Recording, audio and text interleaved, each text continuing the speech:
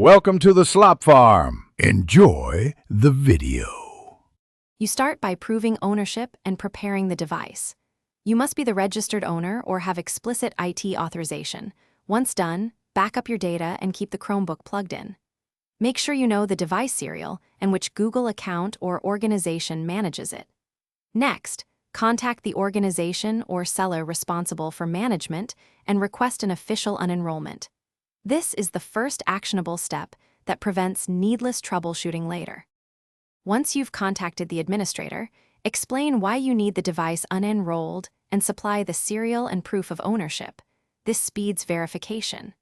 The admin will remove the device from their Google Admin Console so the management policy no longer applies. Make sure you coordinate a time. After the admin completes removal, you will need to perform a local reset. This official path preserves warranties and compliance and prevents the device from automatically reapplying enterprise policies. After the admin confirms removal, perform a power wash to clear device-level policies.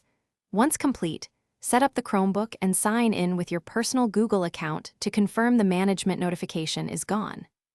If the device still shows managed status, do not attempt circumvention.